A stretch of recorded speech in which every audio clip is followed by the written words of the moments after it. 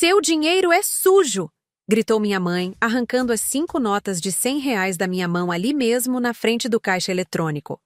O som do papel sendo despedaçado ecoou dentro do banco. Ela não sabia que as câmeras estavam registrando tudo. Eu me chamo Tânia. Tenho 23 anos, e naquele momento, sentia como se o chão do banco estivesse desaparecendo sob meus pés.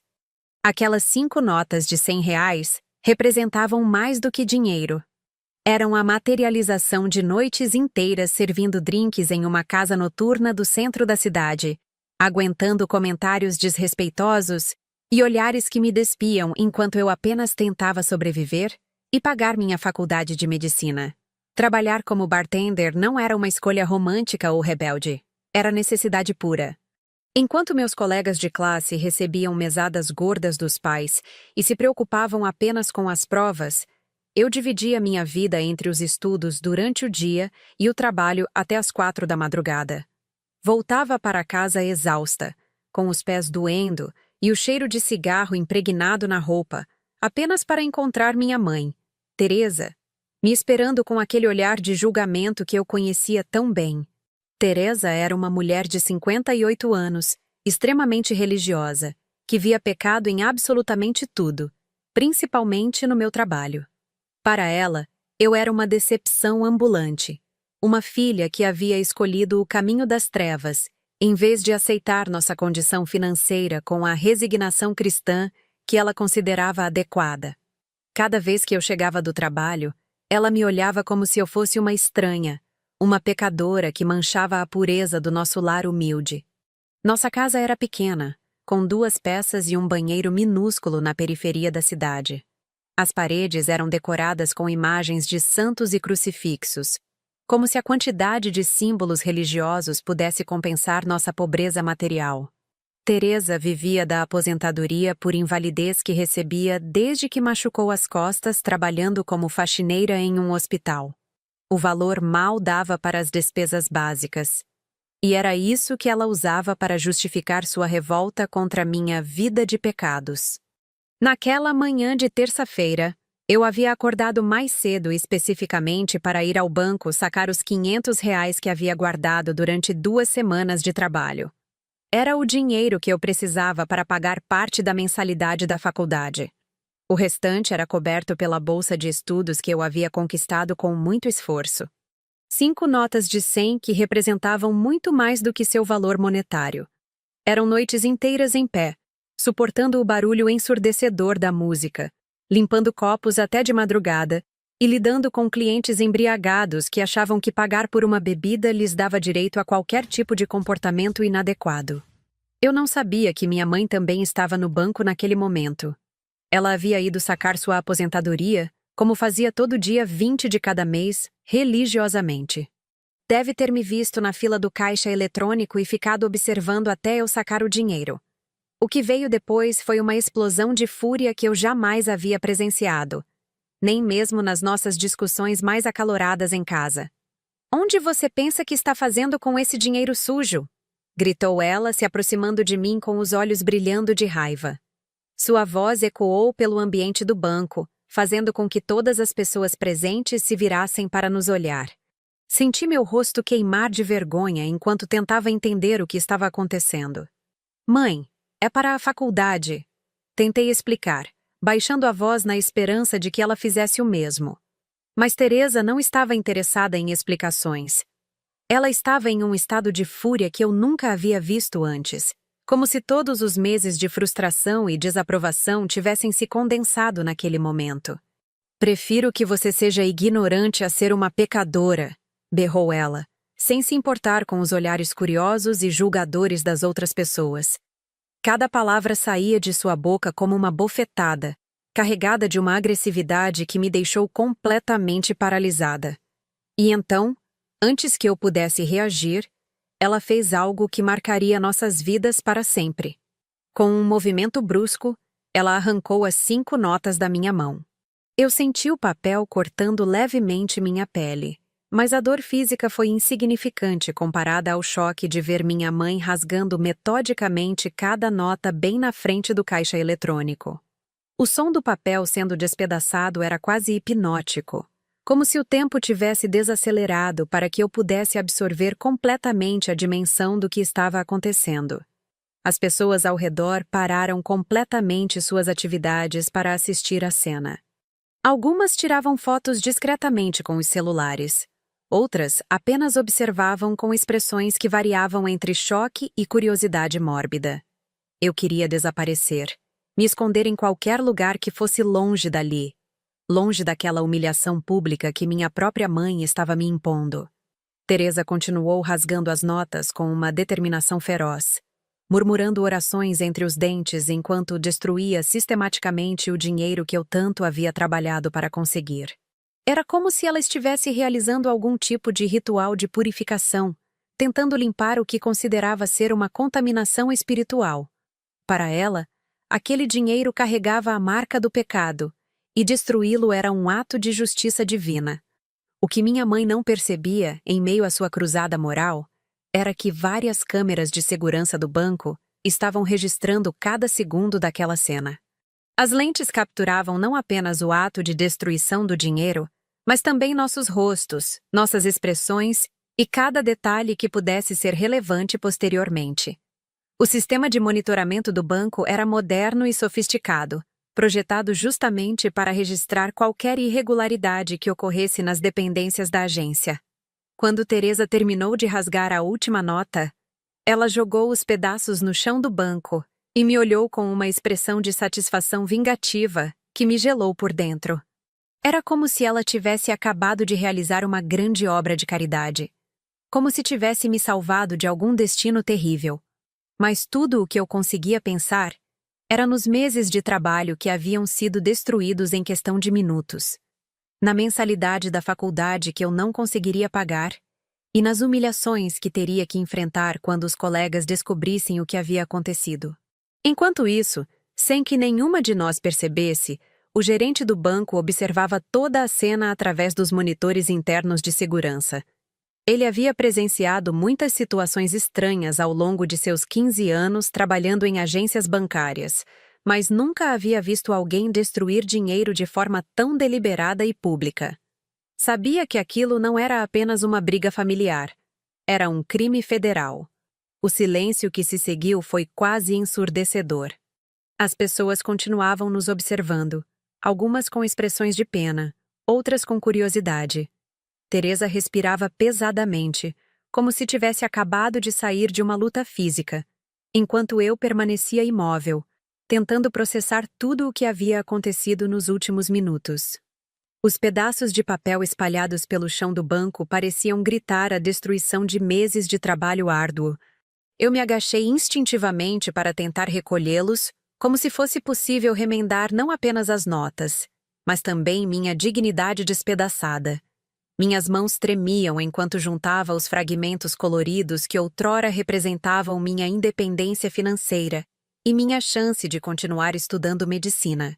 Teresa me observava com aquela expressão de satisfação moral que eu havia aprendido a odiar ao longo dos anos. Era o mesmo olhar que ela tinha quando destruía alguma revista que eu trazia para casa, quando jogava fora uma roupa que considerava inadequada, ou quando quebrava algum objeto que, segundo sua lógica distorcida, poderia me levar ao caminho do pecado. Mas desta vez, ela havia ido longe demais. Agora você vai ter que encontrar um trabalho decente, disse ela, ajeitando a bolsa no ombro como se nada tivesse acontecido. Sua voz carregava um tom de autoridade que me irritava profundamente. Trabalho de gente de bem, não essa vida de perdição que você escolheu. As pessoas ao redor continuavam nos observando com uma mistura de fascínio e constrangimento. Uma senhora idosa balançava a cabeça em desaprovação, mas eu não conseguia saber se era direcionada a mim ou à minha mãe. Um homem de terno fotografou discretamente os pedaços de dinheiro no chão, provavelmente para mostrar aos amigos mais tarde como havia presenciado algo inusitado. A situação havia se tornado um espetáculo público, e eu era a protagonista involuntária de uma peça humilhante. Tentei me levantar com o máximo de dignidade possível, segurando os fragmentos das notas nas mãos trêmulas. Cada pedaço de papel destruído representava horas de trabalho que eu jamais recuperaria.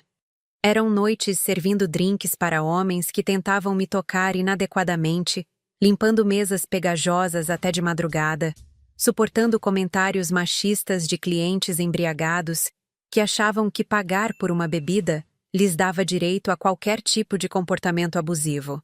"Você não tem ideia do que acabou de fazer", murmurei, tentando manter o controle da minha voz. Sabia que se começasse a gritar ali mesmo, no meio do banco, apenas daria mais espetáculo para as pessoas que já nos observavam como se fôssemos animais em um zoológico. "Eu sei exatamente o que fiz", replicou Teresa com convicção. "Salvei sua alma da perdição. Esse dinheiro estava contaminado pela luxúria e pela devassidão. Era melhor queimá-lo do que deixar que corrompesse ainda mais sua vida." A lógica distorcida da minha mãe sempre me deixava sem argumentos. Como discutir com alguém que via o mundo através de lentes tão deformadas pela religiosidade extrema? Para ela, eu não era uma jovem trabalhadora tentando pagar os estudos. Era uma pecadora que precisava ser salva de si mesma, mesmo que isso significasse destruir meu futuro no processo. Caminhamos em silêncio até a saída do banco. Eu ainda segurava os fragmentos das notas nas mãos, recusando-me simbolicamente a jogá-los fora. Era como se, mantendo aqueles pedaços comigo, pudesse preservar uma parte do esforço que eles representavam. Teresa andava ao meu lado com passos firmes, como se tivesse acabado de cumprir uma missão sagrada. Na rua, o sol da manhã batia forte no meu rosto, contrastando com o frio que eu sentia por dentro. Pessoas passavam por nós sem imaginar o drama que havia se desenrolado poucos minutos antes. A vida continuava normalmente para todos, exceto para mim, que acabara de perder não apenas o dinheiro da mensalidade, mas também uma parte da minha confiança na possibilidade de ter uma relação saudável com minha mãe. Durante o caminho de volta para casa, Teresa começou um de seus monólogos religiosos que eu conhecia de cor.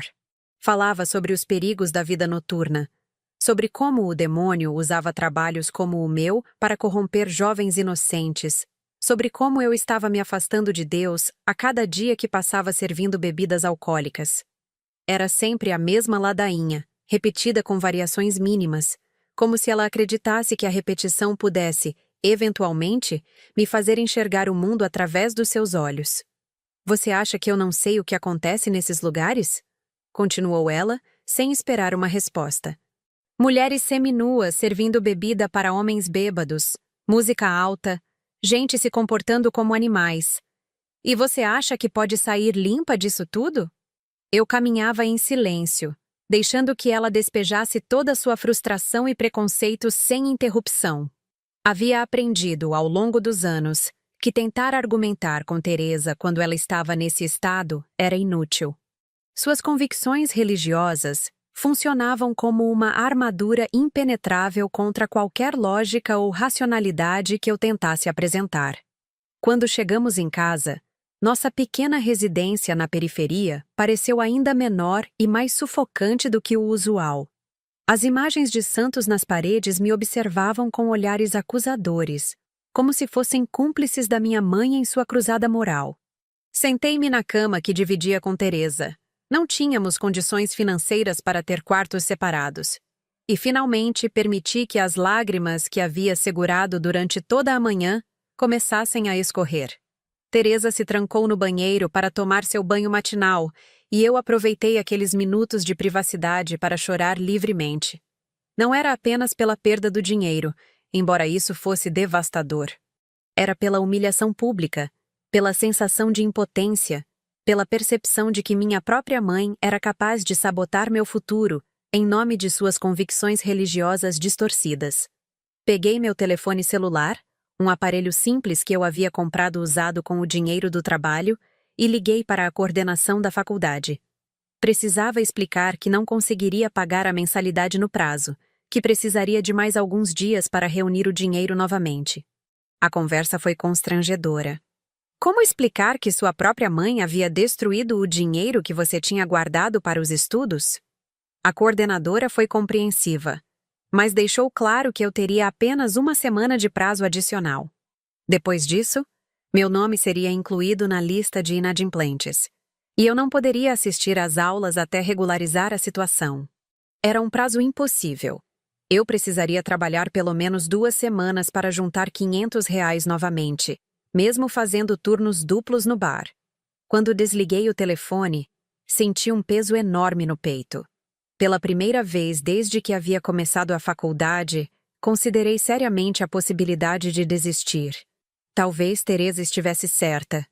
Talvez eu não fosse feita para aquela vida, para aquela luta constante contra as circunstâncias e contra minha própria família. Talvez fosse mais fácil aceitar a pobreza com resignação, como ela sempre pregava. Mas então pensei em todos os sacrifícios que já havia feito. Em todas as noites em claro estudando depois de trabalhar. Em todos os comentários maldosos dos colegas de classe que me viam como uma intrusa em seu mundo privilegiado. Desistir agora seria dar razão à minha mãe. Seria admitir que ela estava certa ao destruir meu dinheiro. E isso era algo que eu simplesmente não conseguia aceitar. Teresa saiu do banheiro com uma toalha enrolada na cabeça, cantarolando um hino religioso como se nada tivesse acontecido. Ela se vestiu calmamente, escolhendo uma blusa floral que usava para ir à igreja, e se sentou na beirada da cama para calçar seus sapatos velhos. Era impressionante como ela conseguia fingir normalidade depois de ter destruído publicamente o dinheiro da própria filha. Vou à igreja agradecer a Deus por ter me dado coragem para fazer o que era certo, anunciou ela, como se esperasse algum tipo de aprovação da minha parte. Você deveria vir comigo. Talvez o pastor consiga colocar algum juízo na sua cabeça. Eu a observei se preparar para sair com uma mistura de incredulidade e raiva contida. Como ela conseguia transformar um ato de crueldade em uma obra de caridade cristã? Como conseguia dormir à noite sabendo que havia sabotado o futuro da própria filha em nome de suas convicções religiosas distorcidas? Teresa saiu para a igreja deixando atrás de si apenas o cheiro forte do sabonete barato que usava e uma atmosfera pesada de tensão não resolvida. Eu permaneci sentada na beirada da cama, ainda segurando os fragmentos das notas destruídas, como se fossem relíquias de uma vida que eu estava perdendo aos poucos. O silêncio da casa vazia me deu a oportunidade de pensar com mais clareza sobre minha situação. Precisava encontrar uma forma de conseguir o dinheiro em menos de 1 semana, ou teria que trancar a matrícula na faculdade. A perspectiva de interromper os estudos, mesmo que temporariamente, me apavorava. Eu sabia como era fácil se perder no caminho quando se parava de estudar. Havia visto isso acontecer com vários colegas do ensino médio que prometeram voltar no próximo semestre, e nunca mais voltaram. Liguei para Marcelo, o gerente do bar onde eu trabalhava. Era um homem de 40 e poucos anos, pai de família, que sempre se mostrou justo comigo, mesmo conhecendo as limitações do negócio. Expliquei minha situação de forma resumida, sem entrar em detalhes sobre o episódio humilhante no banco. E perguntei se haveria a possibilidade de fazer turnos extras durante a semana. Tânia, você sabe que eu te ajudaria se pudesse, disse ele com sinceridade na voz. Mas a casa tá meio parada durante a semana. Mal consigo dar expediente para o pessoal fixo. Fim de semana talvez role algo, mas não vai dar os 500 que você precisa em 1 semana. Desliguei o telefone sentindo um aperto maior no peito. Marcelo era uma das poucas pessoas que me tratava com respeito e dignidade, que via em mim uma jovem trabalhadora em vez de uma perdida, como minha mãe insistia em me enxergar. Mas mesmo sua boa vontade não conseguiria resolver meu problema financeiro no prazo que eu tinha. Passei o resto da tarde ligando para outros estabelecimentos, oferecendo meus serviços para trabalhos temporários. Restaurantes, bares, lanchonetes. Qualquer lugar que pudesse me dar uma oportunidade de ganhar dinheiro rapidamente. A maioria nem me deu atenção. Alguns pediram para eu deixar meu currículo para futuras oportunidades. E outros foram diretamente grosseiros quando souberam que eu não tinha experiência em suas áreas específicas. Quando o sol começou a se pôr, Teresa voltou da igreja com aquela expressão de satisfação espiritual que eu havia aprendido a reconhecer. Era como se ela tivesse passado horas sendo validada em suas convicções por pessoas que compartilhavam de sua visão extremista do mundo. Vinha acompanhada de Dona Conceição, uma senhora de cabelos grisalhos, que era uma das mais fervorosas seguidoras do pastor da igreja local. "Tânia, querida", disse Dona Conceição com um sorriso condescendente que me irritou imediatamente. "Sua mãe me contou sobre o que aconteceu hoje. Que bom que ela teve coragem de fazer o que era necessário para salvar sua alma." Eu a olhei com incredulidade. Teresa havia saído por aí contando para as pessoas da igreja sobre o episódio no banco, transformando sua crueldade em uma história edificante de coragem maternal. Era típico dela. Sempre precisava de validação externa para suas ações, principalmente quando essas ações causavam dor a outras pessoas. "O pastor disse que vai orar por você", continuou Dona Conceição, ignorando completamente minha expressão de desconforto. "Ele acredita que ainda há salvação para moças que se perderam no mundo, desde que tenham uma mãe forte como a Teresa para guiá-las de volta ao caminho correto." "Eu não me perdi em nada", respondi com uma firmeza que me surpreendeu. "Eu trabalho honestamente para pagar meus estudos. Não há nada de errado nisso." As duas mulheres trocaram olhares significativos, como se minha resposta apenas confirmasse o quanto eu estava perdida. Teresa balançou a cabeça com uma expressão de falsa tristeza, representando o papel da mãe sofredora que luta contra a rebeldia de uma filha desencaminhada. "Viu só?", disse ela para Dona Conceição. "É exatamente isso que eu falo. Ela não consegue enxergar o pecado na vida que escolheu. Acha que trabalhar em antro de perdição é algo normal." E senti minha paciência se esgotando rapidamente. Não bastava ter meu dinheiro destruído e meu futuro ameaçado. Agora, eu ainda tinha que ouvir sermões morais de duas fanáticas religiosas que provavelmente nunca haviam enfrentado as dificuldades financeiras reais que eu enfrentava diariamente. "Vocês sabem quanto custa uma faculdade de medicina?", perguntei, tentando manter a voz controlada. "Sabem quanto ganha uma pessoa com o ensino médio completo trabalhando em empregos convencionais? Eu faço o que preciso fazer para ter uma profissão digna no futuro." "Dinheiro não é tudo na vida, minha filha", replicou Dona Conceição com aquele tom paternalista que me fazia querer gritar. "É melhor ser pobre e ter a alma limpa do que ser rica e condenada à perdição eterna." Era fácil para ela falar. Dona Conceição era viúva de um funcionário público que havia deixado uma pensão razoável. Ela tinha casa própria, não passava necessidades básicas e podia se dar ao luxo de pregar sobre as virtudes da pobreza porque nunca havia realmente experimentado a insegurança financeira que eu vivia todos os dias. Teresa serviu café para a visitante e se sentou ao meu lado na cama, como se nada tivesse acontecido entre nós pela manhã.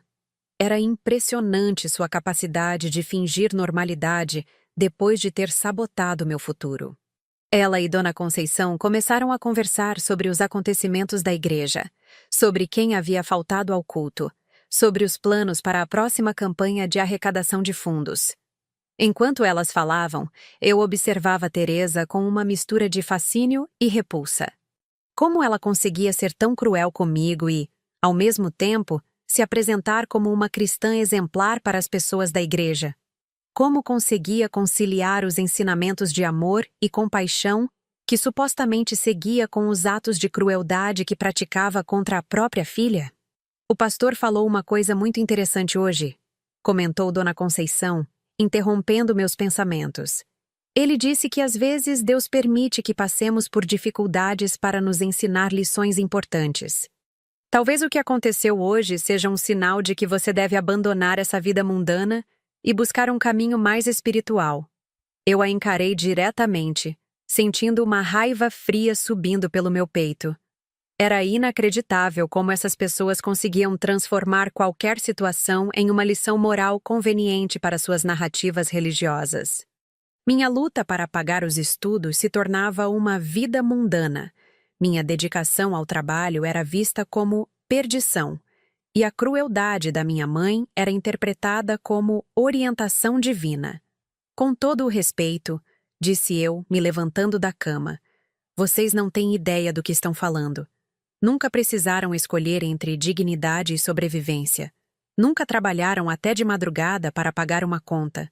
Nunca foram humilhadas publicamente por tentar construir um futuro melhor. Teresa me olhou com aquela expressão de desaprovação que eu conhecia tão bem, mas desta vez havia algo diferente em seus olhos. Era como se ela estivesse começando a perceber que eu não era mais a menina assustada que aceitava seus sermões sem questionar. Eu estava crescendo, amadurecendo, e isso a incomodava profundamente. Você está sendo desrespeitosa com Dona Conceição, disse ela com frieza. Ela veio aqui para te ajudar, para te oferecer orientação espiritual, e você responde com grosseria. Eu estou sendo honesta, respondi mantendo minha posição. Estou dizendo que cansei de ser julgada por pessoas que nunca enfrentaram os problemas que eu enfrento. Cansei de ouvir sermões de quem nunca teve que escolher entre comer e pagar a conta de luz. O silêncio que se seguiu foi tenso e desconfortável. Dona Conceição mexia nervosamente na xícara de café, claramente surpresa com minha reação. Teresa respirava pesadamente, como sempre fazia quando estava tentando controlar sua raiva. Era um momento de confronto que havia sido adiado por muito tempo, e agora estava se desenrolando na frente de uma testemunha da igreja. Finalmente, Dona Conceição se levantou e anunciou que precisava ir embora. Despediu-se de Teresa com beijos no rosto e me dirigiu um olhar que misturava pena e desaprovação antes de sair de casa. Ficamos sozinhas novamente, minha mãe e eu, em meio à tensão que havia se instalado definitivamente entre nós depois dos eventos daquele dia. Na manhã seguinte, acordei com o som insistente da campainha. Teresa havia saído cedo para fazer compras no mercado, deixando-me sozinha em casa com meus pensamentos sombrios e a pilha de fragmentos das notas que eu ainda não havia conseguido jogar fora. Quando abri a porta, 2 homens de terno me cumprimentaram educadamente e se identificaram como agentes federais.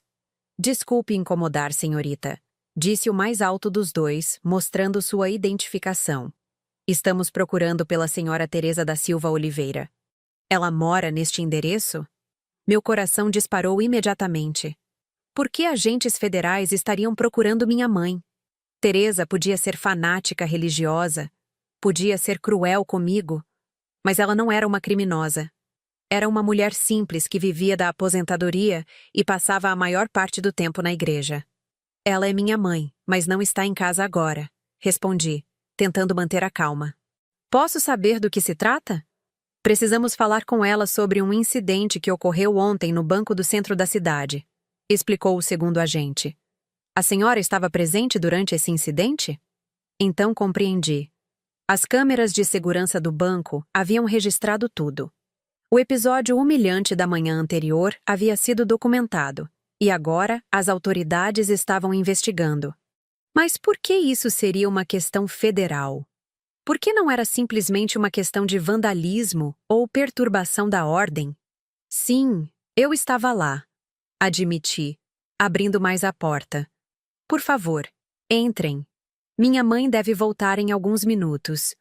Os agentes entraram em nossa pequena sala e eu pude perceber como eles observavam discretamente o ambiente.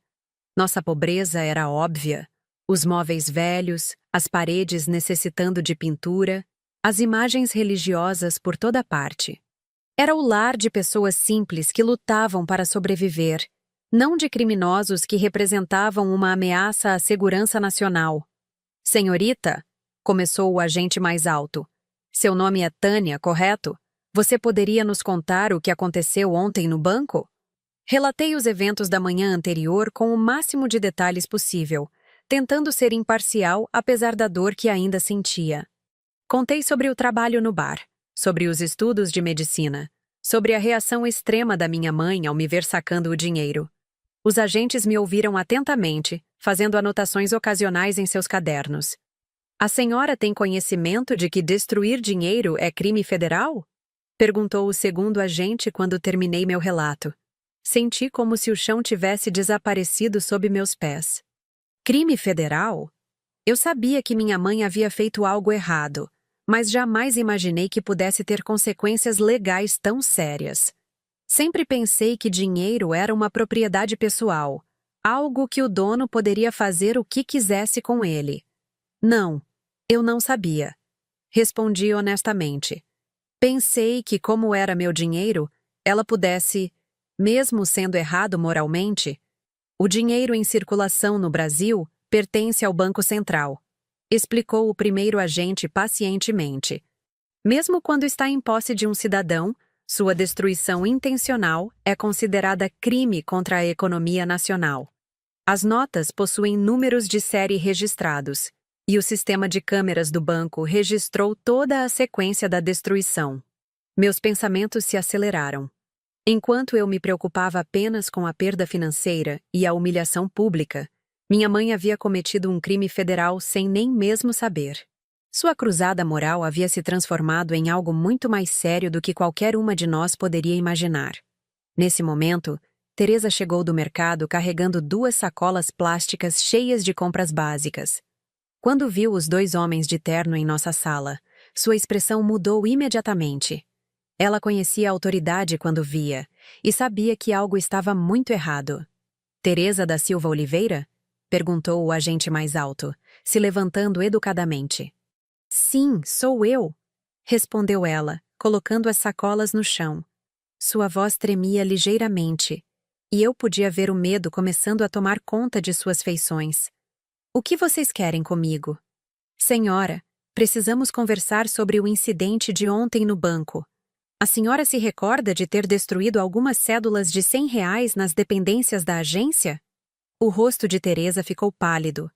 Ela me olhou rapidamente, como se esperasse que eu a ajudasse de alguma forma, mas eu estava tão perdida quanto ela. A mulher que na manhã anterior havia agido com tanta convicção e autoridade moral, agora parecia pequena e assustada diante das consequências de seus atos. Eu destruí o dinheiro sujo da minha filha, admitiu ela, sua voz ficando mais fraca. Mas não sabia que isso era crime. Pensei que estava fazendo o que era certo, protegendo ela de uma vida de pecado. Senhora, entendemos suas motivações pessoais, disse o segundo agente com diplomacia profissional. Mas a destruição intencional de moeda corrente é tipificada como crime contra a economia nacional. Temos as imagens das câmeras de segurança, o registro dos números de série das notas destruídas e testemunhas do ocorrido. Teresa se sentou pesadamente na cadeira mais próxima, como se suas pernas não conseguissem mais sustentá-la. Era impressionante ver a transformação de uma mulher que se considerava moralmente superior, sendo confrontada com as consequências legais de seus atos. Toda sua arrogância religiosa havia desaparecido, substituída por uma vulnerabilidade que eu nunca havia visto antes. O que isso significa? Perguntou ela, sua voz quase um sussurro. A senhora terá que nos acompanhar para prestar depoimento formal. Além disso, há uma multa estabelecida pelo Banco Central para casos de destruição de moeda, que varia entre R$ 10.000 e R$ 100.000, dependendo da gravidade do caso. No seu caso, considerando que foram 5 notas de R$ 100 destruídas intencionalmente em local público, a multa será de R$ 50.000. R$ 50.000. O valor ecoou em minha mente como um trovão distante. Era mais dinheiro do que minha mãe veria em 5 anos de aposentadoria. Era uma quantia impossível para nossa realidade financeira. Teresa começou a chorar silenciosamente, finalmente compreendendo a magnitude do que havia feito. Eu não tenho esse dinheiro, murmurou ela entre lágrimas. Vivo só da aposentadoria. Como vou pagar R$ 50.000? Há também a possibilidade de prestação de serviços comunitários como parte da pena, senhora, explicou o primeiro agente. Mas a multa é obrigatória e pode ser parcelada de acordo com sua capacidade financeira, após avaliação judicial. Observei minha mãe desmoronar completamente diante de meus olhos.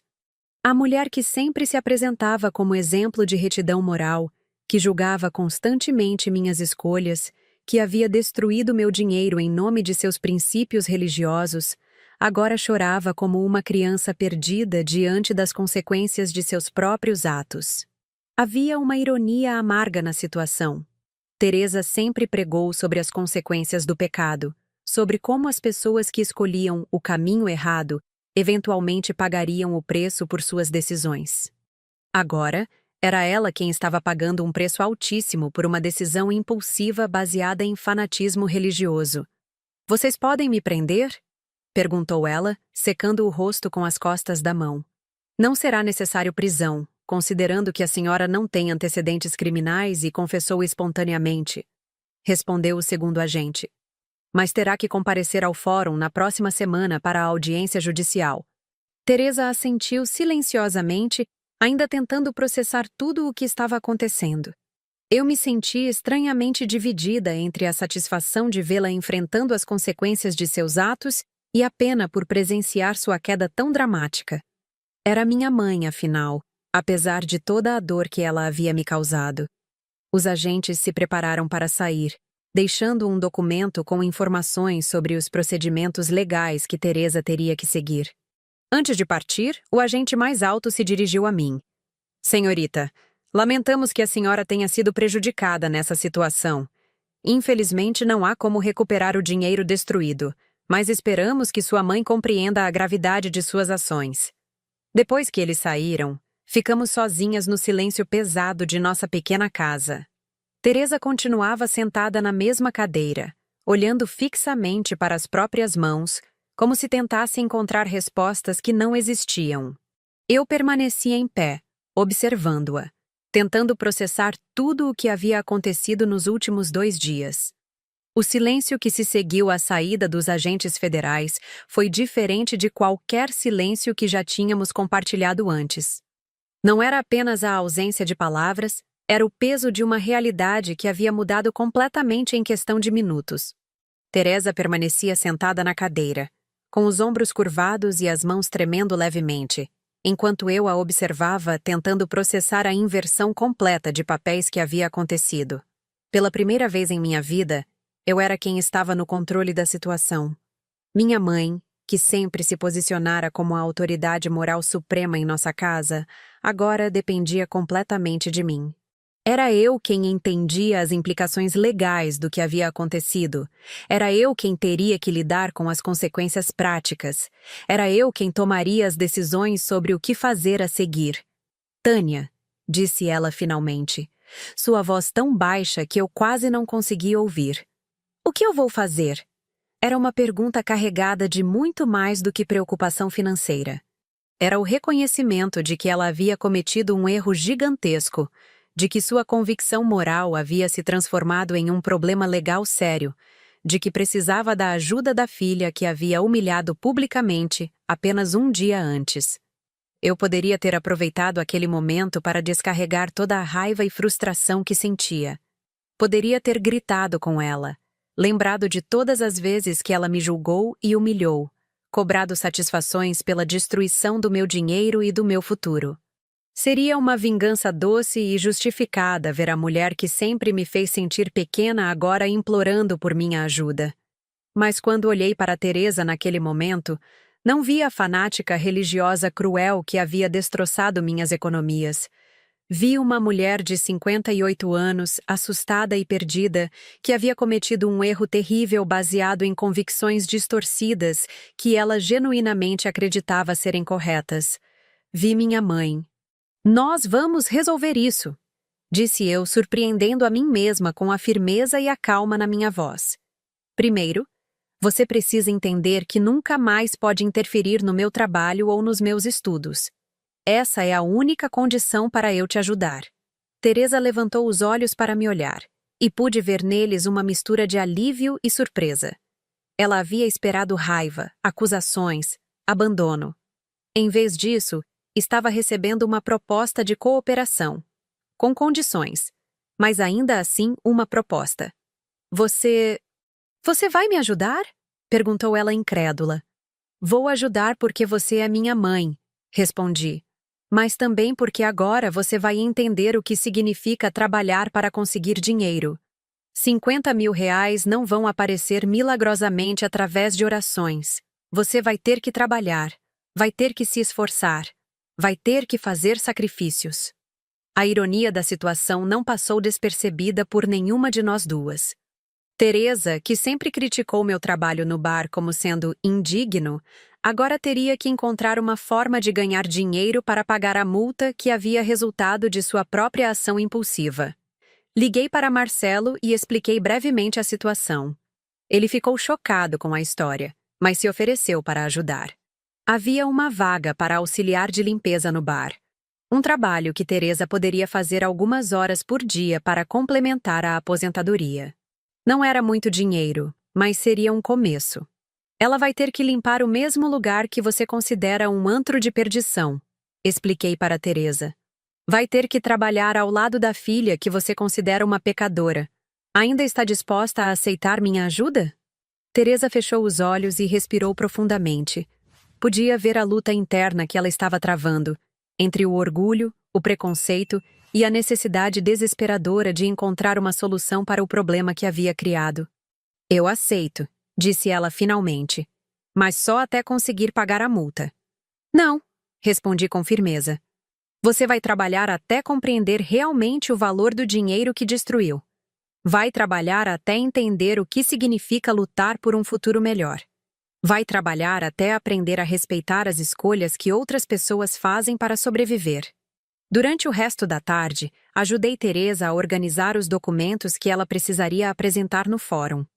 Liguei para um advogado que atendia casos pro bono para pessoas de baixa renda e marquei uma consulta. Expliquei para ela como funcionaria o processo judicial, quais seriam as possíveis consequências e como ela deveria se comportar durante a audiência. Era estranho estar naquela posição de orientar minha mãe, de ser a pessoa responsável e madura na nossa relação. Durante toda a minha vida, Teresa havia sido a autoridade inquestionável, a pessoa que tomava as decisões e impunha suas vontades. Agora, ela dependia completamente de mim para navegar pela situação que havia criado. Tânia, disse ela quando estávamos organizando os papéis na mesa da cozinha. Eu sinto muito pelo que fiz ontem. Eu realmente achei que estava te protegendo. Era a primeira vez que ela pedia desculpas por qualquer coisa em toda a nossa relação. Não era uma desculpa completa. Ela ainda acreditava que suas intenções eram boas. Mas era um reconhecimento de que havia causado dano. Era um começo. Mãe, suas intenções não importam quando o resultado é destruir o futuro da sua filha, respondi calmamente. Você tem que aprender que amar alguém não significa controlar suas escolhas. Significa apoiar a pessoa para que ela possa construir a vida que deseja. Teresa assentiu silenciosamente, mas eu podia ver que ainda havia resistência em seus olhos. A mudança real levaria tempo, talvez anos. Mas, pela primeira vez, ela estava sendo forçada a confrontar as consequências de suas ações, e isso poderia ser o início de uma transformação genuína. Na semana seguinte, Teresa começou a trabalhar no bar. Eu a observava limpar as mesas que eu havia limpado centenas de vezes, varrer o chão que eu conhecia cada centímetro, organizar os copos que eu havia lavado até de madrugada. Era um trabalho humilde, mas honesto, exatamente o tipo de trabalho que ela sempre havia desprezado quando eu o fazia. Marcelo foi gentil com ela, tratando-a com o mesmo respeito que demonstrava por todos os funcionários. Pouco a pouco, Teresa começou a entender que o bar não era o antro de perdição que ela havia imaginado. Era um negócio como qualquer outro, com pessoas trabalhadoras tentando ganhar a vida honestamente. Uma noite, quando estávamos voltando para casa depois do trabalho, Teresa me disse algo que marcou uma mudança definitiva em nossa relação. Eu nunca imaginei que fosse tão difícil ganhar R$ 500. Era uma admissão simples, mas carregada de significado. Pela primeira vez na vida, minha mãe estava entendendo realmente o valor do dinheiro que ela havia destruído tão casualmente. Estava compreendendo o esforço que eu fazia todos os dias para construir meu futuro. Hoje, 10 anos depois daquele dia que mudou nossas vidas para sempre, sou uma médica formada com especialização em cardiologia. Trabalho em um hospital particular pela manhã e tenho minha própria clínica no período da tarde. O jaleco branco que uso todos os dias foi comprado com o mesmo tipo de dinheiro que minha mãe um dia chamou de sujo. Dinheiro ganho com trabalho honesto, suor e dedicação. A transformação não aconteceu da noite para o dia.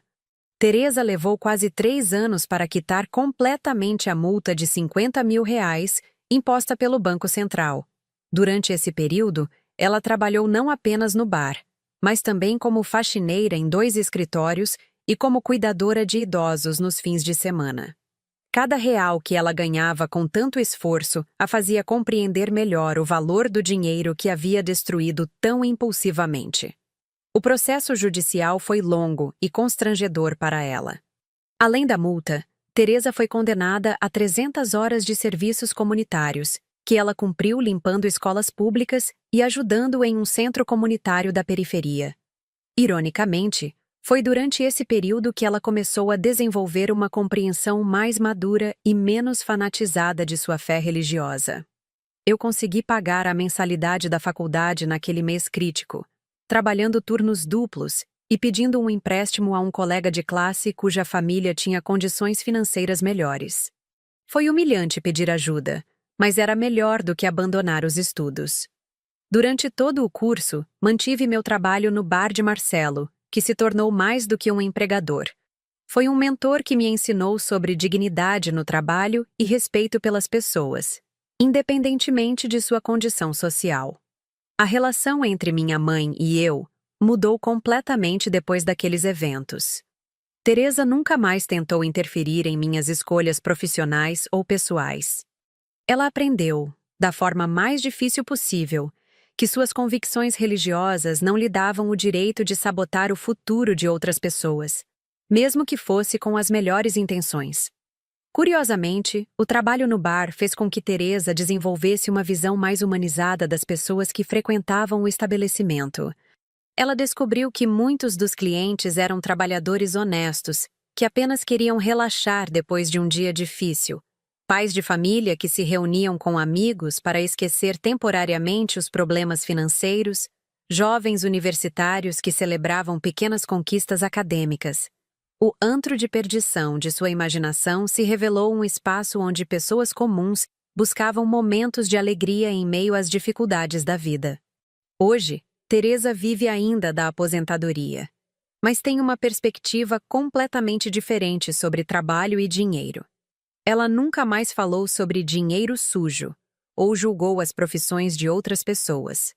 Aprendeu que dignidade não vem da fonte do dinheiro, mas da honestidade e do esforço empregados para ganhá-lo. Nossa relação agora é cordial, mas distante. Almoçamos juntas uma vez por mês, conversamos sobre amenidades. Ela me pergunta sobre o trabalho no hospital e eu pergunto sobre sua saúde. Mas há uma barreira invisível entre nós que jamais foi completamente superada. A confiança que foi quebrada naquele dia no banco nunca foi totalmente restaurada. Teresa me liga toda semana, sempre com algum problema financeiro. A geladeira que quebrou, o remédio caro que o médico receitou, a conta de luz que veio mais alta. São sempre pequenas emergências que ela não consegue resolver sozinha com a aposentadoria. Eu escuto suas explicações em silêncio, mas raramente ofereço ajuda financeira direta. Não é crueldade ou vingança. É uma lição que ela precisa continuar aprendendo sobre o valor real do dinheiro e sobre as consequências de nossas ações. R$ 50 mil não desaparecem facilmente da vida de uma pessoa de baixa renda, e Teresa ainda está pagando de forma indireta pelo que fez naquele dia no banco. Às vezes, quando estou atendendo um paciente na clínica, lembro-me daqueles fragmentos de notas de R$ 100 que guardei por semanas depois do incidente. Eventualmente, eu os joguei fora, mas eles continuaram existindo simbolicamente como uma lembrança do preço que às vezes pagamos pelos sonhos que perseguimos. A ironia final da nossa história é que o dinheiro que Teresa considerava contaminado pelo pecado acabou financiando uma das profissões mais respeitadas da sociedade. Cada nota de R$ 100 que ganhei trabalhando como bartender se transformou em conhecimento médico, em vidas salvas, em famílias que puderam ter seus entes queridos de volta.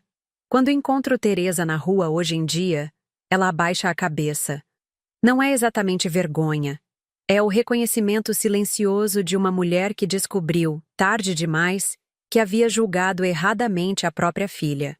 Eu sigo em frente usando meu jaleco branco, comprado com dinheiro que ela um dia chamou de pecaminoso, mas que, na verdade, era apenas o resultado do trabalho honesto de uma jovem determinada a construir um futuro melhor.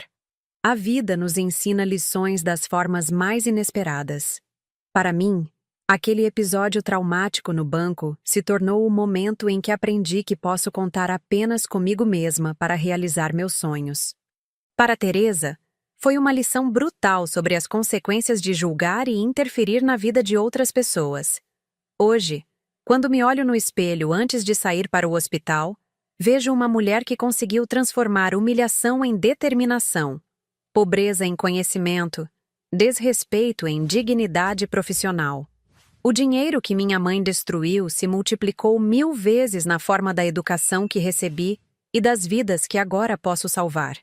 Às vezes me pergunto se Teresa compreende realmente a magnitude do que aconteceu entre nós. Se ela entende que não destruiu apenas R$ 500 naquele dia, mas também a possibilidade de termos uma relação verdadeiramente próxima e amorosa. Algumas feridas cicatrizam, mas deixam marcas permanentes que nos lembram de nunca mais cometer os mesmos erros. O tempo passou. Nossas vidas seguiram caminhos diferentes. Mas aquele momento no banco permanece como um divisor de águas que nos definiu para sempre. Eu aprendi que a independência é o bem mais precioso que uma pessoa pode conquistar. Teresa aprendeu que o amor verdadeiro não tenta controlar ou destruir os sonhos de quem amamos. No final, ambas saímos transformadas daquela experiência. Eu me tornei mais forte e determinada. Ela se tornou mais humilde e consciente. Não foi o desfecho ideal que qualquer filha gostaria de ter com sua mãe, mas foi o desfecho possível para duas mulheres que aprenderam, cada uma à sua maneira, que nossas ações sempre têm consequências que vão muito além do que podemos imaginar no momento em que as praticamos.